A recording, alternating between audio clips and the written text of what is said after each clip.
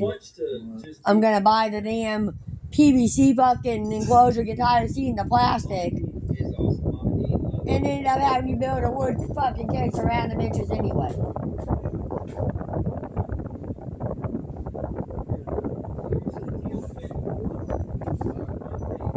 Or it'd work that way too, because I know I'm gonna want wood on the outside, but I know if I do it on the inside with a bilateral, I'm afraid it's gonna mold.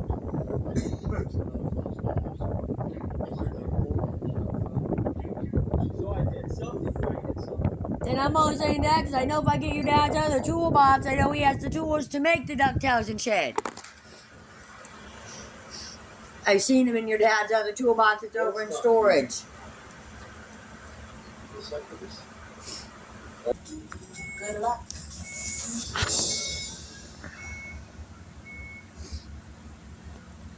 Yeah, this is kind of embarrassing, but I'm having a problem with erectile dysfunction. Hey, Danielson, Yagi fix. What it is, guys? This is Full Blasphemous HD, and today we are here to check out the Family Guy cutaway compilation you guys have been smothering me with in the DM. Are you watching this? No. Okay, I was about to say. Not that I wouldn't, but I figured it's probably something else that you'd rather watch.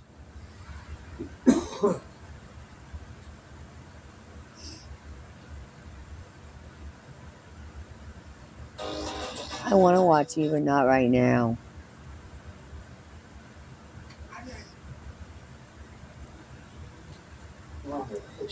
Can I see something? It's quite a download here. Some video. It's up against a tree.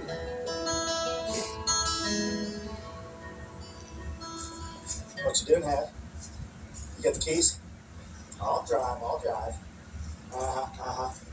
Well, you can back up behind over there to the truck. We'll get the corn. What's going on, everybody? Welcome back to the channel, Rusty Creek Coffee today. I've got a pretty funny video I want to show you guys. I've got a clip.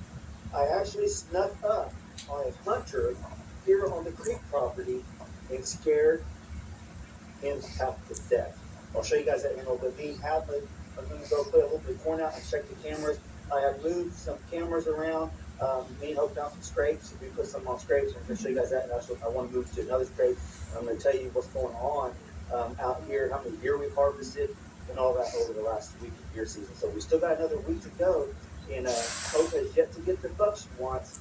So wish us luck. I kind of wonder how hard this cemetery would be to find. Not that I'm getting to North Carolina anytime soon. Now it's probably going to be a lot of evening hunts here at the creek property, maybe even at the house. So. This cemetery from the 1800s. Stay tuned to me sneaking up. The Coldwater Lutheran Cemetery. He was asleep up against a tree. It's pretty crazy. So, I kind of wonder.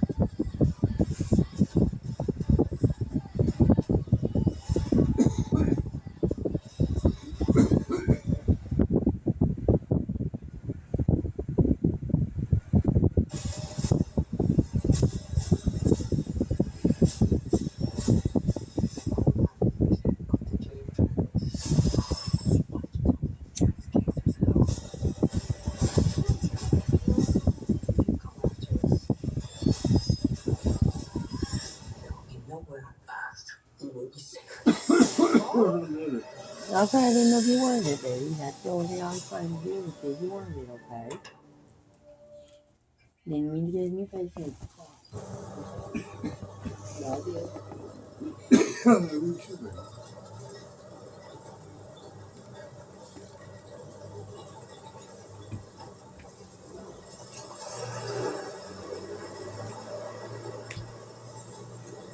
You may have a pen or something for me.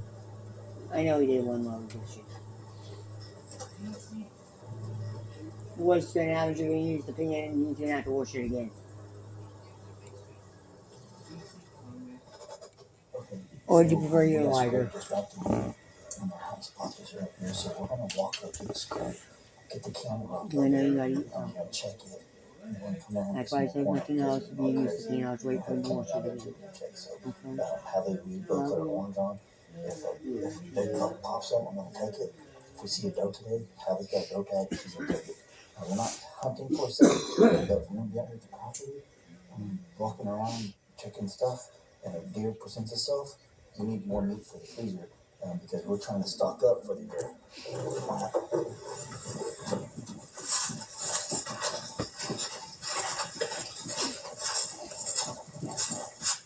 You know what scrape is, right? It's right here. Super active scrape, 40 yards from the deer blind. Look at the camera. The camera right here. We found another scrape down there about 80 yards from the stand. So they have made a scrape line on this road. I want to see if the chicken during the day, what time. I put one on another scrape here, chicken at night. So we're actually going to move this to a new scrape now too. It's not nice. 169. Okay, there was 149, so we got 20 pictures on there. I have no for it. I'm gonna get it.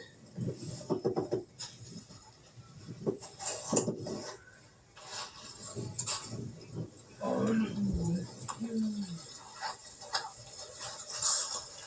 gonna turn it off. So if I get 20 pictures, I'm gonna show you guys right now. And then you're gonna get back up down here below. We're gonna get that camera too.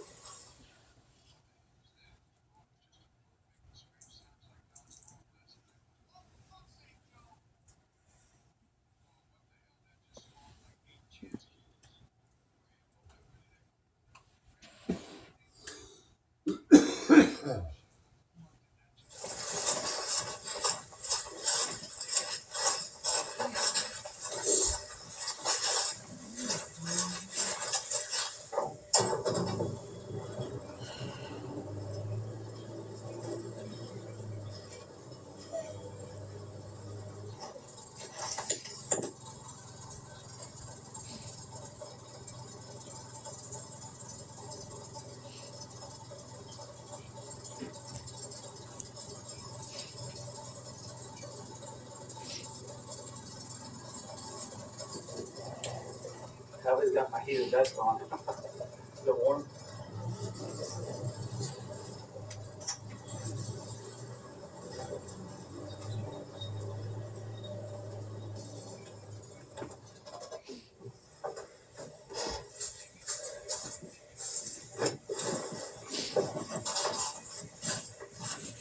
This is where we have the corn pile all right here. And then we're gonna put some more out. I've fitted the deer out now. I think pretty well.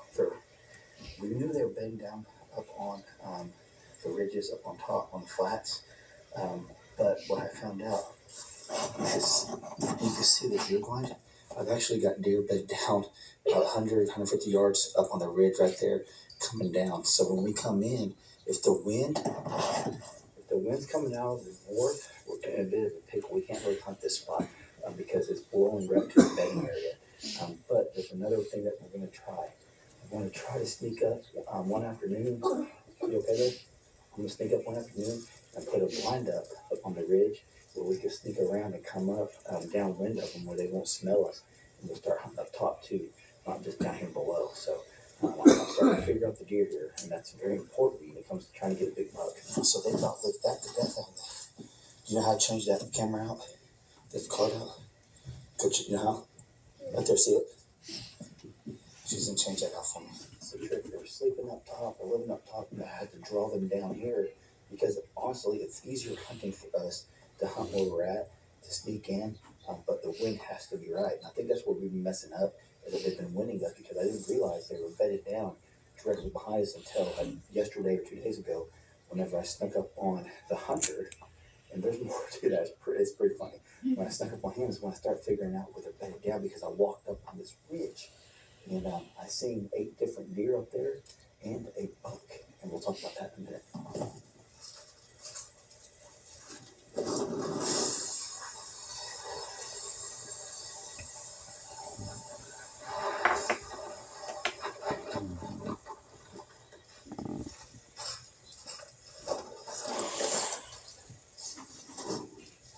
Look, I think I'm keeping my local feed store.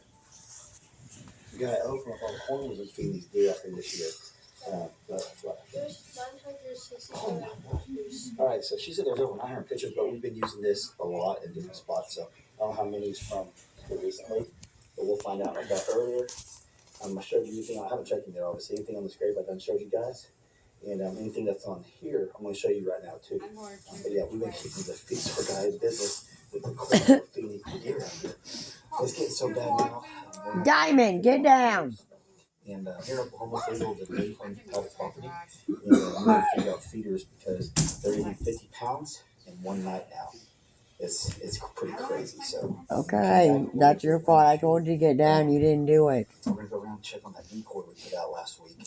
I want to see if it's still there. It might be all beat up. I might be owing my buddy a new decoy. So I'm going to show you guys the pictures, any pictures here now that I want to show you guys. And I'm going to come back, we'll be with the decoy.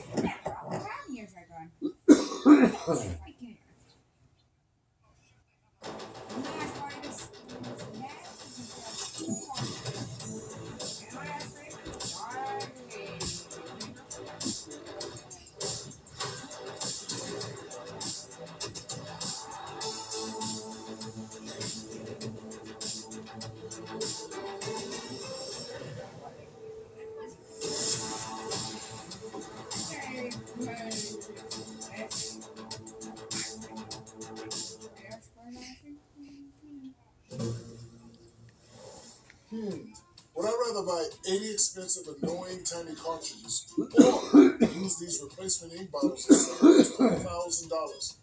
That's a tough one. Don't get cartridged. Switch to the cartridge-free Epson EcoTank. Just fill it, Joe!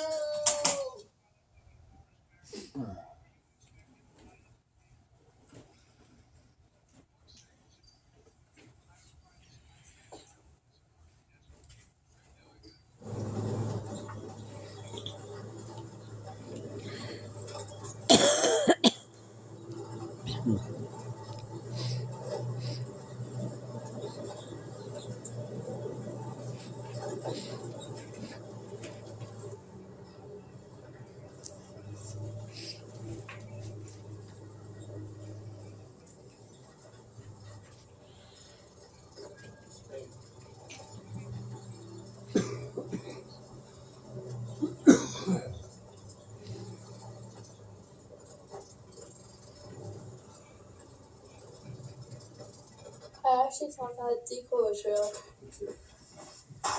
Hey, what did you say? I thought that it was It real. was real, huh?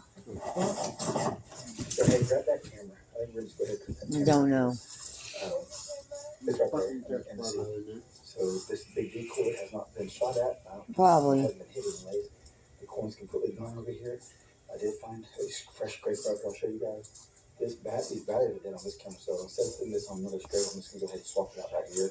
And we're going to put it on this. But let me put some more corn out this way. We can get the big buck action right here. And I like to see what they're doing with this decoy.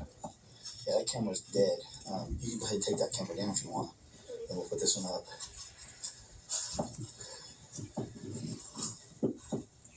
So he looks to be still intact. He hasn't got beat up yet. But she's taking it now. I'll show you the scrape I just found. So right over here is a fresh scrape. That's something's been pulling around at. You see that? Something has been pulling around. I can see the prints in it right there. The line's right there. But I bet you anything, if I walk this out, you'll find some more scrapes. So I'm just going to leave it alone for now because really, I mean, we'll see one different story. What's out here? Refilling. That's the home, the woodpecker home. But yeah, we're going to put this corn out when we get out of here. So the last time we put corn out here, they ate it in one day, but we did get a picture of a big hog too. The hog was big as one. I think I'm going to go take me a nap in a minute, bud.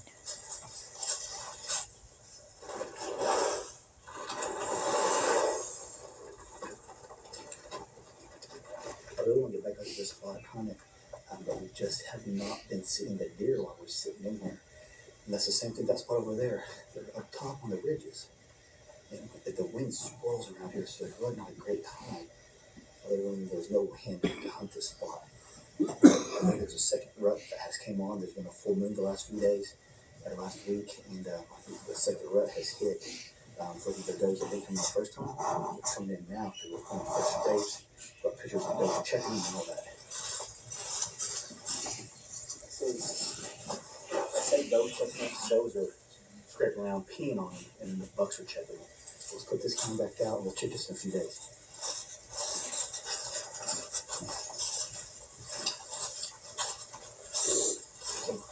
Hey, have you knew where you shot your buck at? Yeah. Yeah, show me. Like, Right there on that ridge. yeah.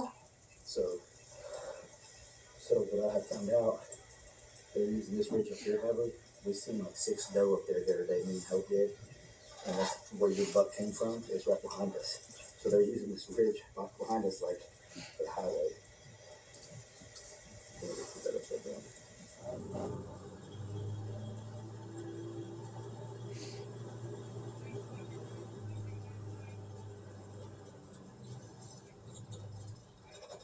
Okay, so this is where I snuck up on the hunter. Let me show you the footage real quick. It's probably going to be vertical, up and down, because I was just filming just to see if I could actually sneak up on him. And I'm going to show you that right now.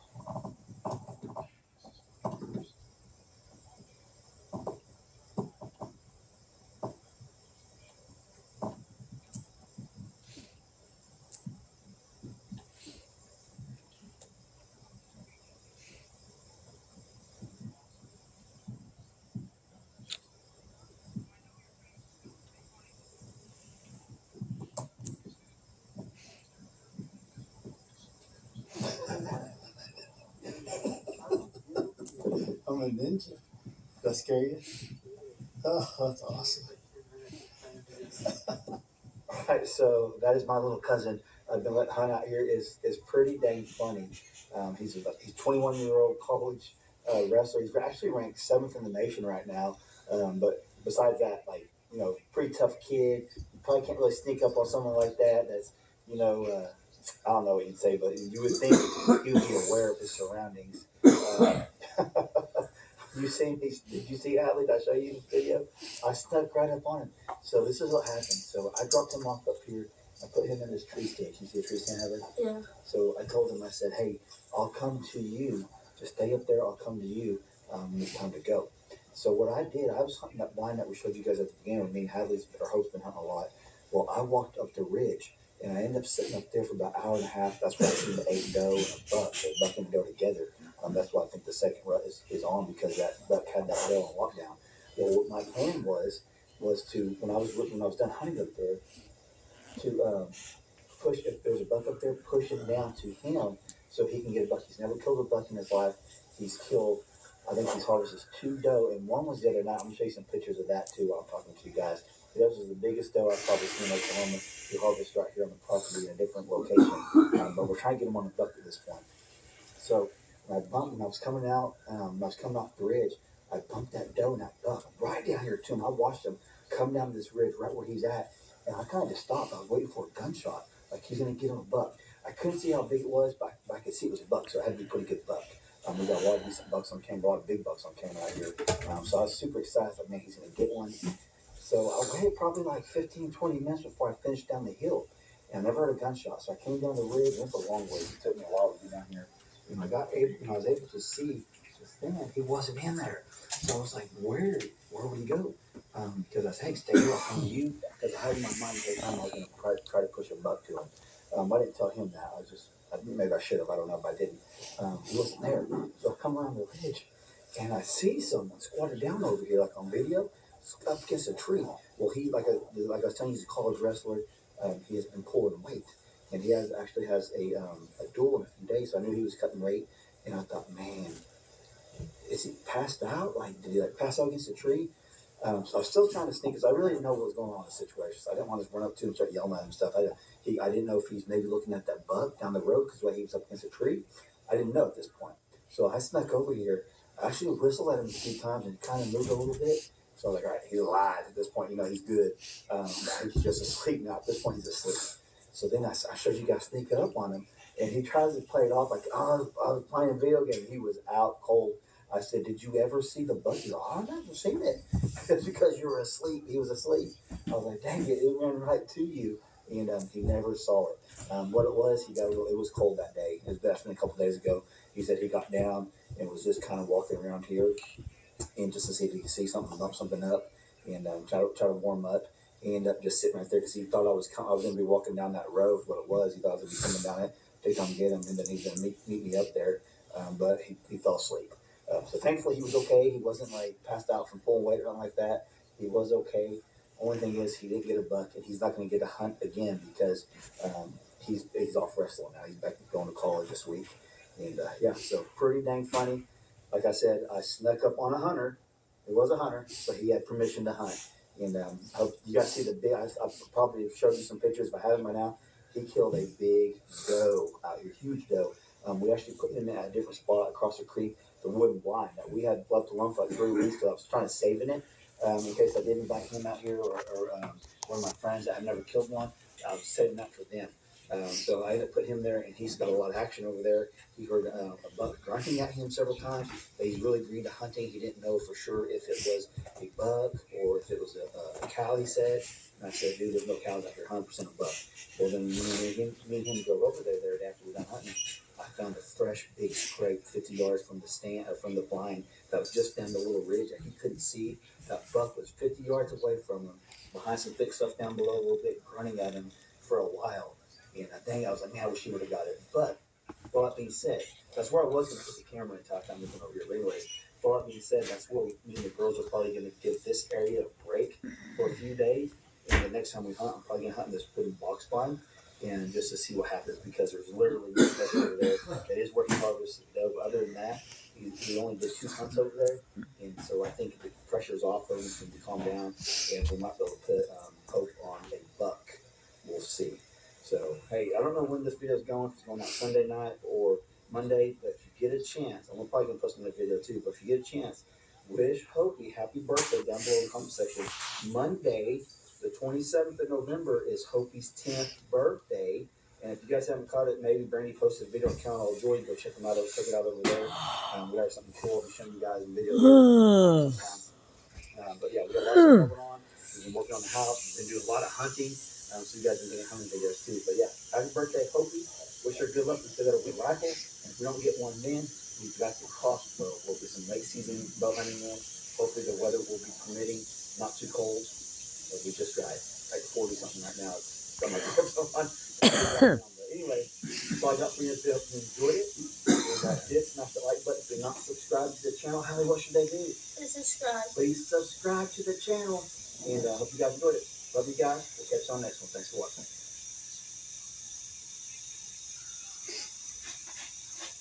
Do you know Hobby Lobby has hundreds of incredible products on sale every single week? Just check out our weekly ad to discover unbelievable savings across the store and start shopping in-store or online at hobbylobby.com today. Pharmacy makes getting pets prescriptions as easy as fetch. Fill the cart with your prescriptions, enter your pet's info, then we'll contact your vet and deliver in 1 to 3 days. And now get 20% off your first order at Chewy Pharmacy. What? Yeah, they like laying in that pan when it gets washed. Welcome to my channel. If you're new here, hi, hello. My name is Loey. If you're anything like me, and I suspect some of you are, and you spend a lot of time just perusing the internet to find spooky things to watch, I'm sure you've stumbled across those videos that are like scary children's drawings with disturbing backstories, right? Those videos always really freak me out because I'm convinced that kids can see things that Dad's making himself something to eat. He'll be back in a little bit. But then I stumbled across something that truly terrified me. An analog horror series titled Children Under the House. This is from Vintage 8, which is an absolutely amazing channel here on YouTube. If you love scary stuff as much as I do, they make a ton of really cool horror series, and Children Under the House has to be my favorite. My chat and I watched the whole thing on ScreamStream one night, and I wanted to share it with all of you. So without any further ado, here is Children Under the House, aka some of the scariest kids' drawings I've ever seen in my entire life.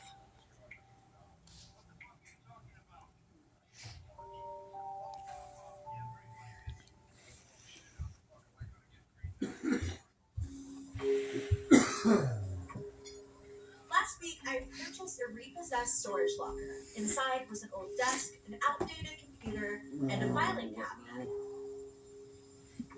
The letterhead of a few loose news documents read, the office of Julia Liu. From what I could find, she was a successful child therapist in Kate's Crossing from the late 70s to early 90s. Her obituary stated that she died on December 18th, 2015.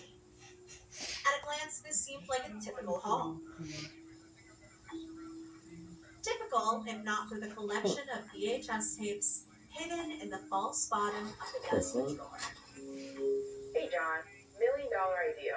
Who knows what the fuck? Without waiting on the mail. What do you think? Anyway, as I said on the phone, I think this may be Nice. the easiest way to get you up to speed on what I'm dealing with here. And before you ask, no, we don't have a place for the family. They refuse to have their likeness involved in any way. However, they did allow me the use of Jessica's drawings. We will need to change their names when we get to the writing stage.